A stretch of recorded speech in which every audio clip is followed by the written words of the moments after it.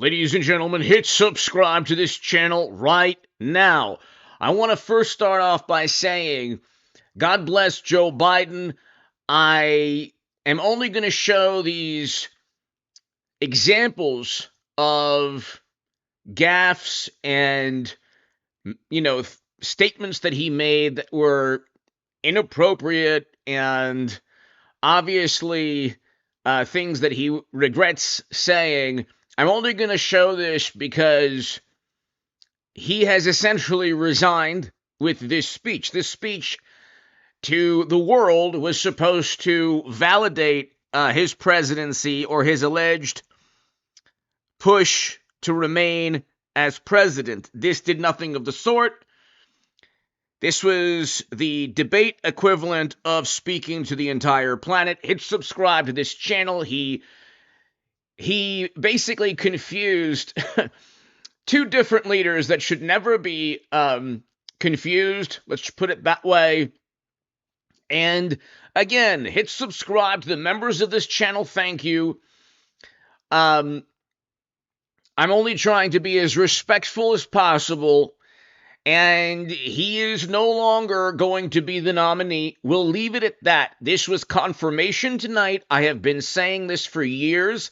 I actually have a playlist, ladies and gentlemen, so watch the playlist on me telling you he was going to resign for the past couple of years. Hillary Clinton will be the nominee. I know people don't like to hear that. I'm not thrilled with that either, okay? But Trump will win again. And that's what's taking place. We can go on in a few minutes.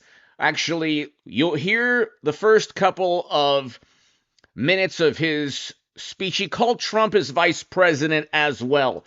To the members of this channel, thank you. To a super chat, thank you. If you want to give a super thanks during the upload, that's fantastic. My Patreon is below. Watch the playlist. It's about 16 different videos of me telling you over the past 4 years they're going to replace him. Okay, I was the biggest Bernie Sanders booster on the internet, according to the Huffington Post in 2015 and 2016. I was the unofficial scribe of Sanders' most hardcore voters, according to the Washington Post. You can look at that and all my writing at hagoodman.com. I am now a supporter of Trump, and I have been for about 6 years now. 6 years. And the reason is because I want a great economy and a great foreign policy. But he's not Biden's vice president. And listen to this, ladies and gentlemen. Mr. President, your political future has hung over the NATO summit a little bit this week. Speaker Pelosi made a point of suggesting that your decision on whether to stay in the race was still open. George Clooney and a handful of lawmakers have called on you to step aside. Reuters is reporting tonight that UAW leadership is concerned about your ability to win. UAW just endorsed me, but go ahead. Thank you. My question for you is, how are you incorporating these developments into your decision to stay? And separately, what concerns do you have about Vice President Harris's ability to beat Donald Trump if she were at the top of the ticket? Look, I wouldn't have picked Vice President Trump to be vice president, but I think she was not qualified to be president. So let's start there. Number one. The fact is that the consideration is that I think I'm the most qualified person to run for president. The issue there was not so much, it's not so much he said that his vice president was Trump. It's about 3-4 seconds after he says it. That's the issue. And then we'll get to when he called somebody he shouldn't call Putin. But listen, here's the issue. It's not that he said my vice president is Trump. It's a couple of seconds after. Separately, what concerns do you have about Vice President Harris's ability to beat Donald Trump if she were at the top of the ticket? Look, I wouldn't have picked Vice President Trump to be vice president, but I think she was not qualified to be president. So let's start there. Number one. The fact is that the consideration is that I think I'm the most qualified person to run for president. I beat him once. He didn't. It's okay to make a gaffe, a faux pas. It's okay to misspeak. Everyone does that, but you catch it. See, if I were to say that, I'm voting for Biden this year. No, of course I'm voting for Trump. Okay, so if I were to say, I was the biggest Hillary Clinton supporter on the internet. No, I meant I meant Bernie Sanders supporter. So if you catch yourself, and now I'm one of the biggest Trump supporters. I want a great economy, great foreign policy, first president to step foot in North Korea, brought Americans home from never-ending counterinsurgency conflicts, record highs in household median income, record low in poverty. This is all Trump. But okay, again, I am explaining that it was a faux pas. I misspoke. So if I were to say, if you were to just go ahead and speak and say, you know what, yeah, you know what, I don't know. If you were to say something like, Fresno, New Mexico, I mean Fresno, California, you rebound from that. He didn't rebound. He just didn't notice that he said Trump was his vice president. And God bless him. This is the problem. I say this with all due respect. I'm not like a frothing at the mouth, angry, disgruntled, maniac, wonderful, morally superior liberal Democrat who's just venomous, full of vitriol, and despises, Trump. I don't have, any derangement syndrome pertaining to Biden or Clinton. I look at things from what I would like to say is a purely objective vantage point, obviously with a very passionate bias that I think is is accurate almost always. But anyway, let's just listen to this again. Incorporating these developments into your decision to stay, and separately, what concerns do you have about Vice President Harris's ability to beat Donald Trump if she were at the top of the ticket? Look, I wouldn't have picked Vice President Trump to be vice president, but I think she was not qualified to be president. So let's start there.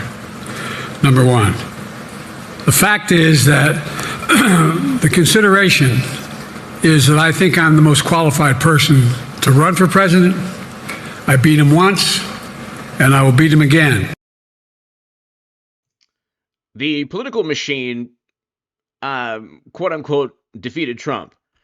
The political machine, hundreds of millions from Facebook, the CEO, or not the whatever, the founder, social media algorithms, 50 Intel officials claimed that it was a Kremlin plot pertaining to a laptop that Biden lied about, said he had nothing to do with it, didn't know about Hunter's business deals. He did.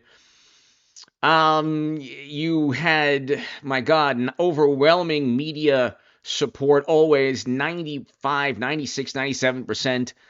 Overwhelming media blaming Trump for every life lost because of you know what, whereas there were more lives lost during Biden's first year.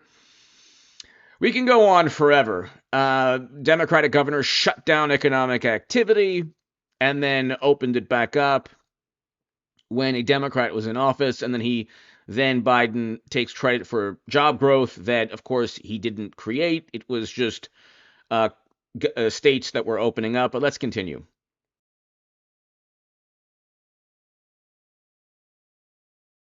Look, I wouldn't have picked Vice President Trump to be vice president, but I think she was not qualified to be president. So let's start there.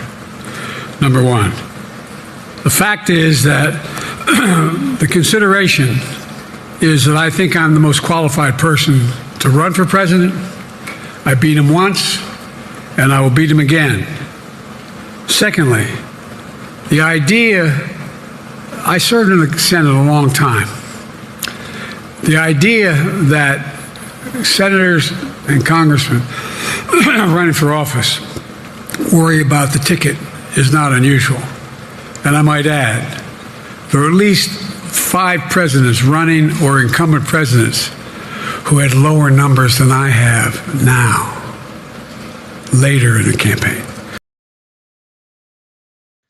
He does this often. He speaks in this hushed tone to emphasize what he's saying. And is he referencing Jimmy Carter? I mean, if you have lower numbers than him at this point, did these presidents or incumbents win? I don't think so. That's a lie by omission, or whatever. But the point is, he does this often. He continually tries to emphasize a point by speaking softly. So there's a long way to go in this campaign. And so I'm just going to keep moving. And because, look, I got more work to do. We've got more work to finish. There's so much, we've made so much progress. Think about it. What progress? Inflation, interest rates are at, you could say they're through the roof. We'll keep it at that. You're paying double for a mortgage. Mortgage rates are literally over double. You're paying double the mortgage rates if you buy a home under Biden than you were with Trump. Trump left with 1.5% inflation. It's now 5.3, 5.4%, and the mortgage rates are close to 7 or around 7. Then you have food, gas, energy. Then you have crime, and they lie by omission pertaining to crime. Assaults are up throughout the country. That's a whole other can of worms. We can go on forever. The southern geographic region of our country is what's taking place is a nightmare. We can go on, but then there's, there are so many international foreign policy debacles and catastrophes throughout the world. President Trump is going to win again because Biden is unfortunately a failure in terms of domestic and foreign policy. It wouldn't matter if they had this charade up until the debate. It wouldn't have mattered if Biden is one fry short of a Happy Meal or the lights are on but nobody's home if he was doing a great job. But the issue is that he isn't. It's a terrible. His presidency has been a total failure. But anyway, let's continue. Think about where we are economically relative to the rest of the world. Name me a world leader who wouldn't want to trade places with our economy. We've created over 800,000 manufacturing jobs, 1.5 million jobs. So things are moving. We got more to go. Working class people still need help. Corporate greed is still at large. Their prices, the corporate profits have doubled since the pandemic. They're coming down.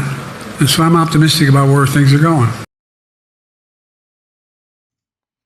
So you look, I misspoke myself. Inflation, core inflation, 3.4, but mortgage rates are close to 7, and it was at 9%. We had 9% inflation, and they said that it was temporary. Anyway, the point is the economy is about to experience a major stock market crash, which I also have been predicting. So I've been telling you the two most important things. In addition to the Supreme Court victories, unfortunately, we're going to get a stock market crash, crypto crash. I've been saying Biden's going to resign. That's happening, essentially already happened. And Hillary Clinton's going to take his place. But let's continue. Ukraine will prevail in this war, and we'll stand with them every single step of the way. That's what the compact says, loudly and clearly.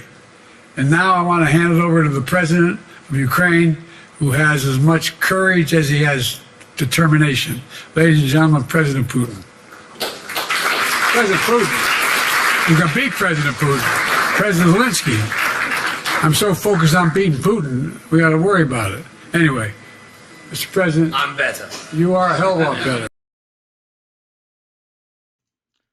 So that was beyond a major gaffe. That was that was basically his resignation speech right there. And this is his response to being to why he made that mistake, dreadful gaffe. Let's continue. Thanks. Thank you, Mr. President. I wanted to ask you about you mixed up Presidents Zelensky and Putin earlier today. And you now have sort of your key allies, including the British Prime Minister, the President of France, and the German Chancellor having to step in and make excuses for you on that. And officials here are saying off the record that your decline has become noticeable. Hasn't this now, frankly, become damaging for America's standing in the world? Thank you. Did you see any damage to our standing by leading this conference? Have you seen a more successful conference? What do you think? And the Putin piece. For the first time since the fall of the Berlin Wall, we're talking about a nuclear confrontation. We're talking about numerous regions of the world not only destabilized, but experiencing terrible conflicts, destabilizing events, invasions. And this is under a presidency that was supposed to bring normality and sanity to the world. They tried desperately to accuse Trump of everything that was bad, everything that was evil, everything that was destabilizing. And when Biden took office, everything they said would happen with Trump happened under the Democrat in the Oval Office. But let's continue. I was talking about Putin, and I said, and now, at the very end, I said, Putin. I said, no, I'm sorry, Zelensky. And then I added 5 other names. Look, guys, the idea anybody suggests that we haven't had an incredibly successful conference. How many times did you hear in that conference, I know it sounds too self-serving, but other leaders, heads of state, in thanking me, saying the reason we're together is because of Biden? By the way, Trump never wanted to dissolve or end our involvement or tear apart that alliance. He just wanted people to pay more in terms of membership. That's all. That's all Trump wanted to do. And of course, media, the same media that told you everything was fine with Biden and now has turned within a week saying, oh my God, we have to replace him.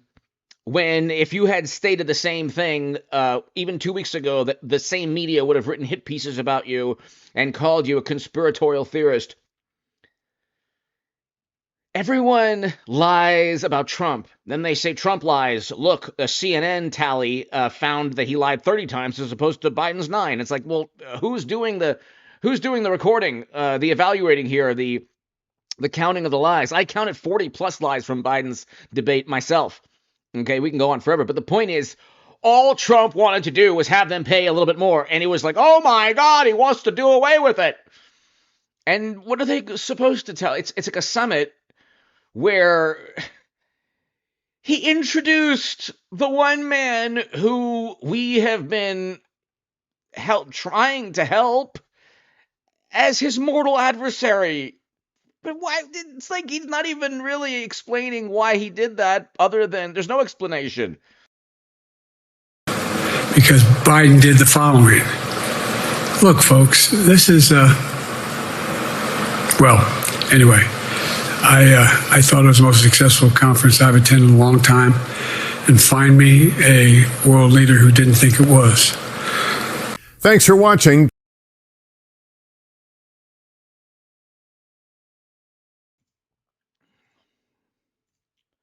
So it's all over the news. This is actually a greater faux pas, a greater mistake, a more egregious gaffe and blunder than calling Trump his vice president.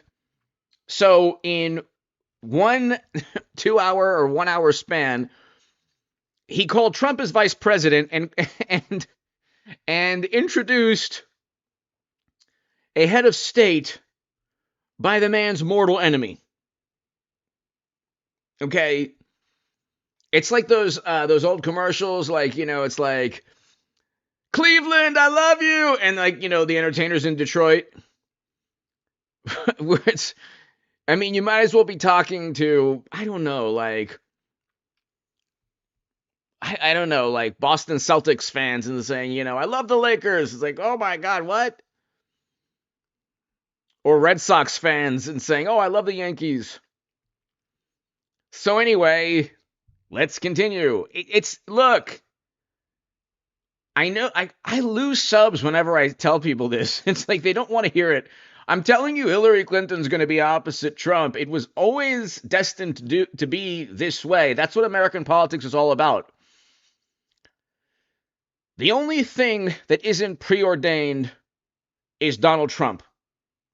Everything else has been a theatrical performance where Hillary Clinton was supposed to have won in 2016, and the entire Trump-Russia thing, all the indictments, is to make everything morally relative enough for people to catapult Hillary into the Oval Office, as they did with Biden.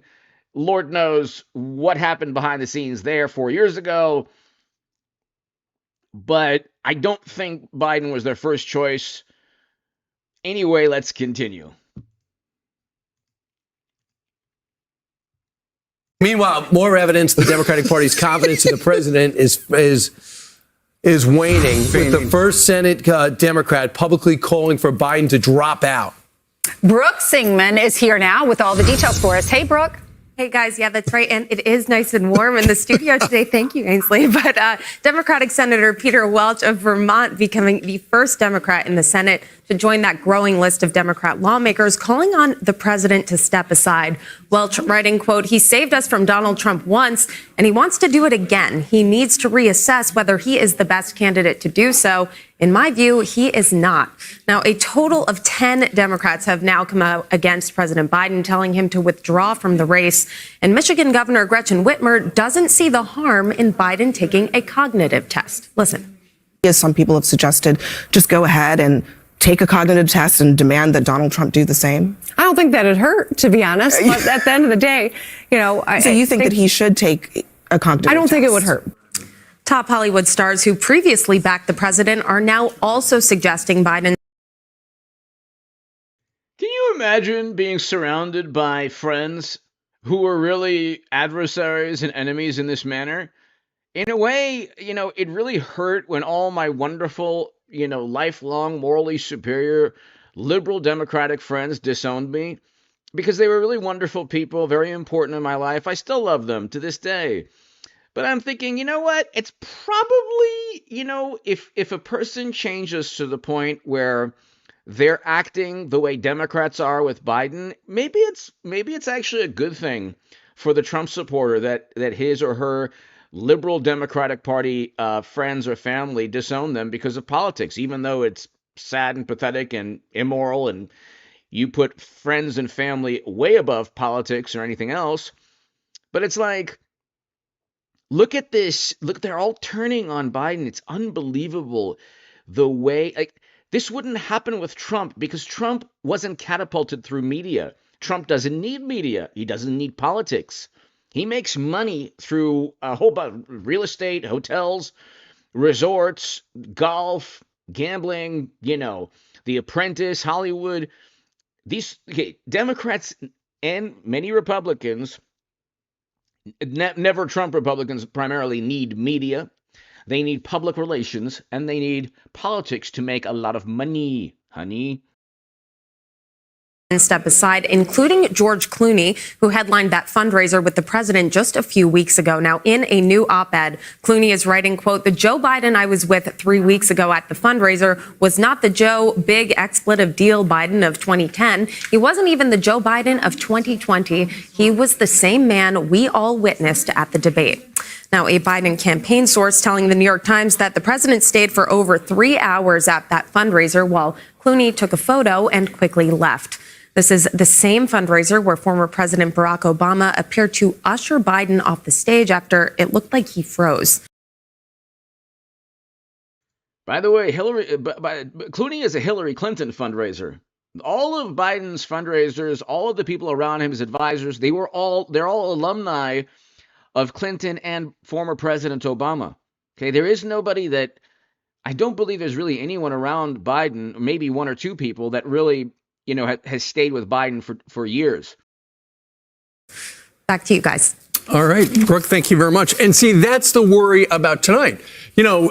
As we have heard from the President of the United States for a couple of years, he goes, watch me, watch me. 2 weeks ago tonight was the night of the debate, and we watched him, and it was horrifying. Bill, thank you so very much for the kind words. Very, very kind of you to say, Bill. Thank you. Falvi, thank you again for your super chat as well. Bill, so kind of you. And Falvi, and to the super chat, thank you. Yeah, I thank God, I really do, that I can do something that I consider special, speak to really wonderful people every day, through the live streams, through, my channel. And I'm just blessed. I thank God for having really the most intelligent, awesome, amazing viewership. And I think that, dare I say, I think that my viewership, Bill and Falvi and everybody here, and Paul Bartlett and all these wonderful people, I think that my viewership possesses a great deal of wisdom, a lot more wisdom than the viewership of most other places. That's just my opinion, and I thank everyone for watching from around the world. I love you. Thank you so much.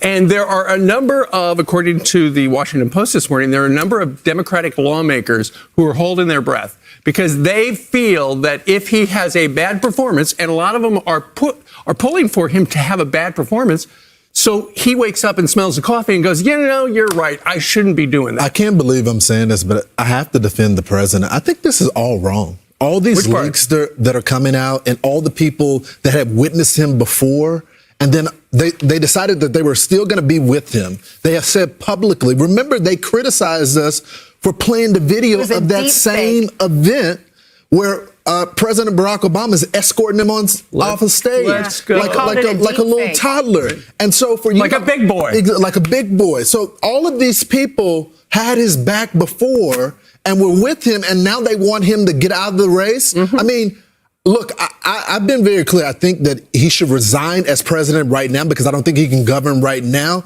But on the face of this, I feel like they're all being cowards. If you believe this strongly, then have the 25th Amendment. Don't base it based on now that you guys are going to lose. I think it's disloyal of them. I think it's hypocritical of them. And I think that they hid this all from the American people. So when you go see him in a movie now, remember this. Remember all the people in the cabinet that are now coming out saying, oh, yeah, we haven't been able to meet with him.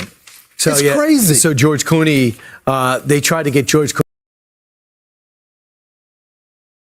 Clooney to pull back on this editorial, and he wouldn't. But they did come out with a response. This Annie Corney says, Biden is fighting back on Clooney from a source familiar with the event. The president stayed there for 3 hours while Clooney took a photo quickly and left. That picture so right basically, there. How would he know? Clooney is mad because There's this wonderful song by the OJs called Backstabbers. They're smiling in your face all the time. They want to take your place. And then one of the best lines is, I don't even be home, but they keep on calling. They still keep on calling. And so it's like, this is either surrounded by, okay, Trump did not have a great many loyal people around him, but it was a bit different with Trump, okay? Trump doesn't need media, and it's not like everyone around him catapulted him. He is pretty much a one-man public relations machine.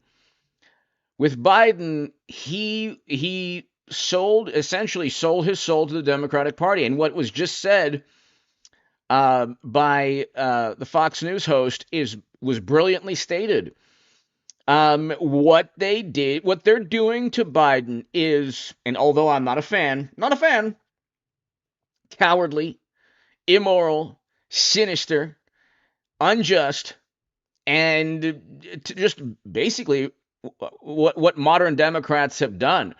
They cheated Bernie Sanders. They're doing the same thing, even worse, to Biden.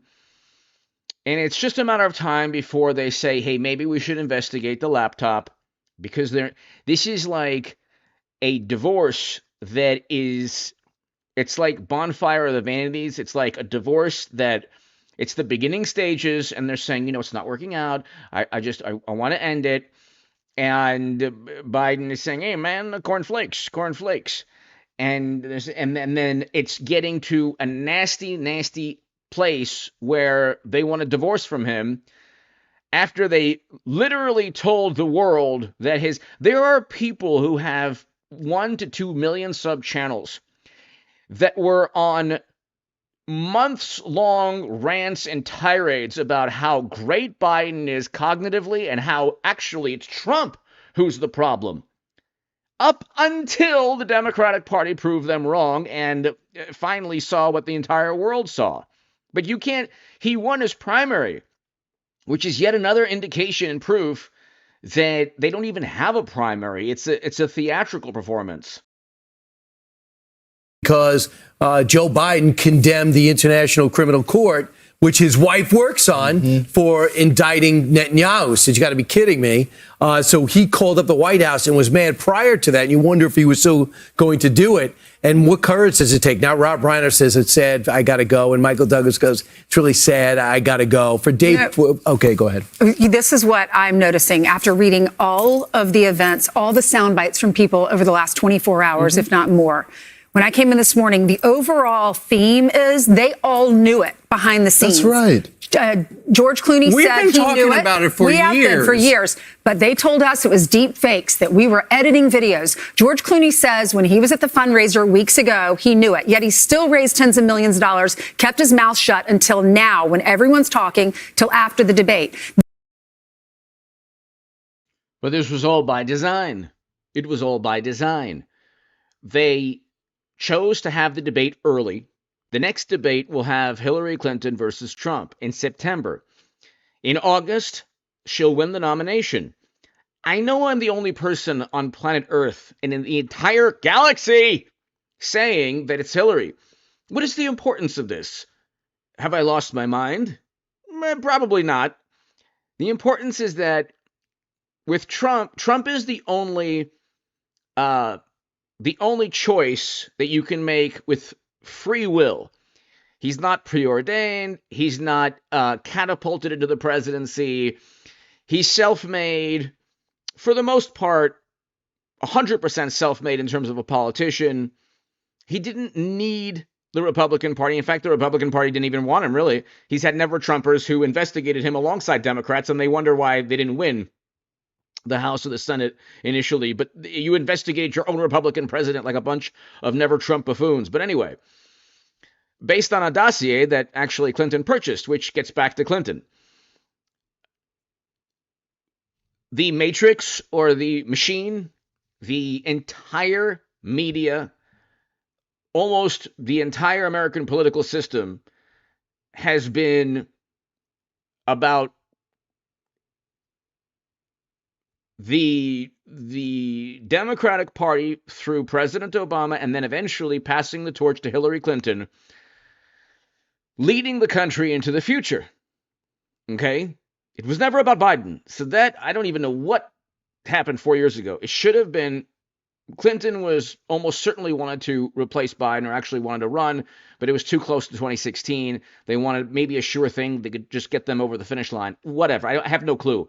But I'm telling you that when they cheated Bernie Sanders in 2016, servers with top secret intelligence, these are all things that were never even imagined could take place. You had the Bureau saying, servers, but no reasonable prosecutor would indict, even though top secret intel was transferred onto servers, which is impossible to do.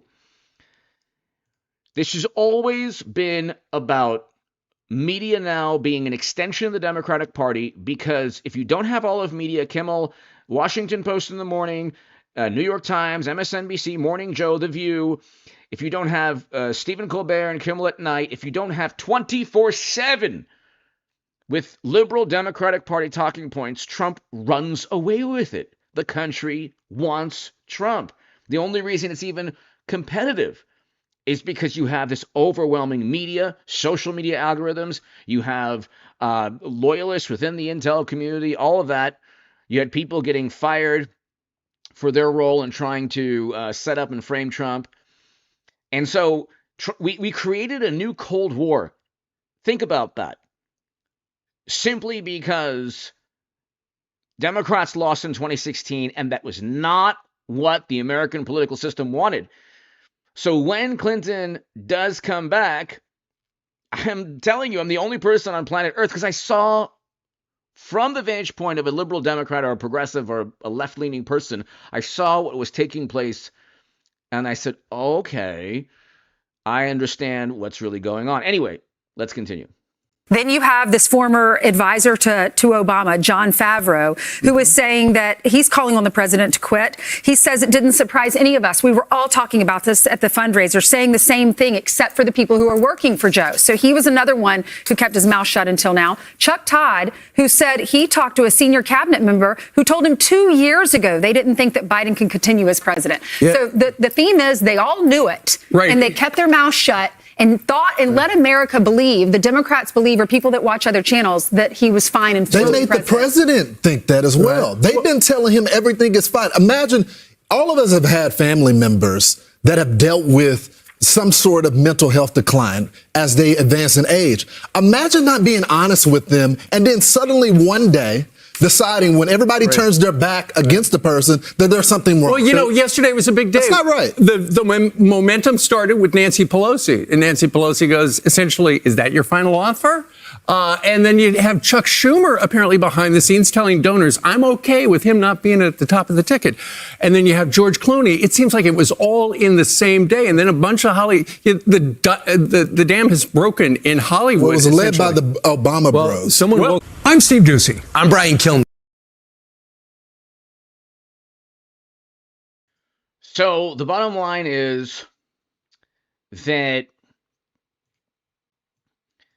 if he was doing a good job, none of this would be an issue. Okay, Biden could, start singing, musical show tunes during his speeches. It really wouldn't matter. They wouldn't care. Okay, they had their charade. I mean, it was running on all cylinders before the debate.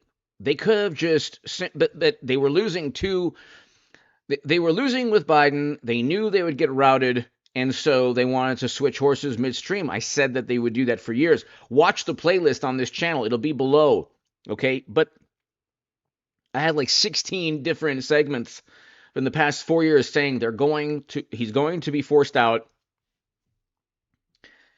Use process of elimination. It's only Clinton, and it was always only Clinton. Again, I lose subs when I say that. People don't want to hear that, but it's like, well, all of this isn't, okay, who has the power and influence? All right? Who has the power and influence in the entire Democratic Party? It's not some governor. It's people who raise money. The Clintons raise the most money. That's the issue. It's Democrats revolve around money. That's it. And public relations, which equates to money. Meanwhile, President Biden spoke with MSNBC this morning. During the wide-ranging talk, he took a shot at Donald Trump's economic vision for the future. Listen to this. You don't see a whole lot of CEOs flocking to Trump. You don't see you see the major economists out there talking about what I have been able to do. I don't hear anybody talking about his economic plan likely to bring America around and keep America first. Steve Forbes joins me now. Steve, it's just that simple phrase that Ronald Reagan once used. Do you feel better now than you did 4 years ago? An overwhelming majority of Americans say no, they don't. How can he sell something that Americans say isn't true? Well, as Ronald Reagan said on another occasion, there he goes again. Yeah, right. And it's true. When you factor in the cost of interest and payments people pay each month, the real inflation rate is probably twice what it is. People don't feel that they talk about wages going up, but they're going at a slower pace than they were a year ago. So people don't feel they're really getting ahead, and especially people, about half the people today, feel they're falling behind rather than staying still or moving ahead. So yes, some people are doing well, but a lot of people aren't, and there's no confidence in the future, especially when you see this massive spending and what we're going to need to spend on defense, right. And we're already paying on interest, which is just going to get worse. And you mentioned the word future. It is all about the future. Expectations for Americans have always been high, that we are entitled to the American dream, which includes property. We know about inflation being bad. Americans are underwater with inflation, but they're terribly underwater with interest rates. The cost of owning a home has increased 100% in the past 4 years. The monthly cost of paying your mortgage has increased 100%. You can't fulfill your dream of the American dream anymore. And then you have these crazy regulations coming along. Can't have a gas stove, can't have pizzas in New York from a wood-burning stove and the like. Air conditioning, they want to go. Anything that makes life better, they seem to have regulations that are going to make it worse.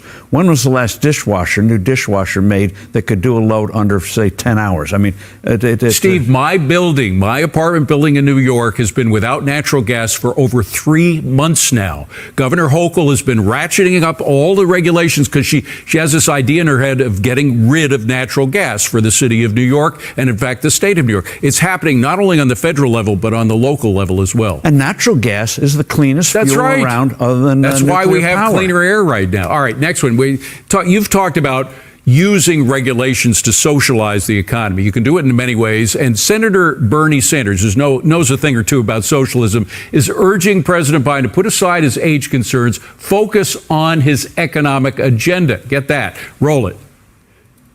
The American people want an agenda for the next 4 years that speaks to the needs of the working class.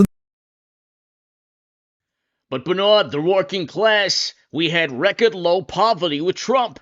This is a fact. This is why I wrote what I wrote about you, which is both embarrassing for me and for you. We had record low poverty. We had record highs in household median income with Trump. We had unemployment at all-time lows with Trump. We had interest rates that were a fraction of what they are now. And we had inflation that was literally a fraction of what it is now. And Bernard, you haven't even admitted that you were cheated and that the DNC chairperson promptly joined Clinton's campaign. And then you blamed the Kremlin for helping you not win. This country. And frankly, I don't think the president has brought that agenda forward. He has got to say, I am prepared to take on corporate greed, massive income and wealth inequality, and stand with the working class of this country. He does that, he's going to win and win big. Now, some people say he's already been fulfilling the Bernie Sanders economic policy, but Bernie wants him to go the full Bernie. Let's say the full Bernie. I mean, and that is pure socialism. Is there any chance he's going to do that running up to the election, or does he try to pare back to the middle? Well, they're going full bore now on regulations. That's what they think is a nice thing about regulations. You don't need Congress. So they're virtually on the way to banning the internal combustion engine. No more gas, no more diesel-fueled cars and trucks in the future. That was not passed by Congress. That was done by decree. And they're loading off, piling on all of these decrees and regulations. Who needs trucks when you can have nice bicycles with a whole bunch of people moving heavy objects? This is the future. regulations, hurting the economy, which is going to be a huge burden when Trump takes office next January, undoing this enormous damage. So he's already going full bore. Bernie Sanders is just jealous that Joe got in the job to socialize America rather than Bernie himself. By the way, I asked another Steve Moore, earlier in this show about whether if the economy is slowing down to a recession level, will Trump have to dig his way out, spend time in the first part, if he's elected, digging his way out of a recession? Well, the best way to do it, even if there's no recession, is what do? You cut tax rates. You stabilize the value of the dollar. You do serious deregulation, which he started to do in his first term. Which is essentially, by the way, what Ronald Reagan did when he took over in 1980. But he did have to deal with a recession for about a year and a half before the tax cuts kicked in. Well, when you have 15% inflation, yes, you've got a problem. But fortunately, we're not there yet. So the key thing is move on the growth, have the Federal Reserve focus not on trashing the economy, but on having a stable dollar, and by golly, miraculous things will happen. Okay. So, before we go, Steve, I want to focus on something that happened overseas, which is riots erupted.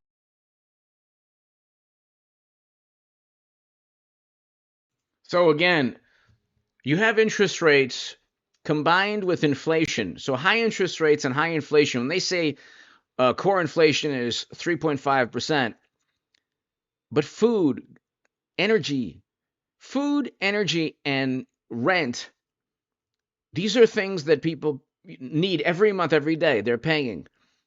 And it's more expensive. Clothing is more expensive. Everything's more expensive. And in order to lower the inflation rate, they raised interest rates. So now you're paying a lot more for a car loan. You're paying over double for a mortgage. And then still inflation keeps going up. And the stock market is about to collapse because corporate profits are not being fueled by this wonderful consumer sentiment. You can say, well, demand is still high, but you have credit card debt at an all-time high with interest rates that are high. So, and then you have commercial real estate, which is a huge problem. You have commercial real estate where, big, enormous corporations are leaving cities, major democratic cities like San Francisco, Oakland, Los Angeles, parts of New York.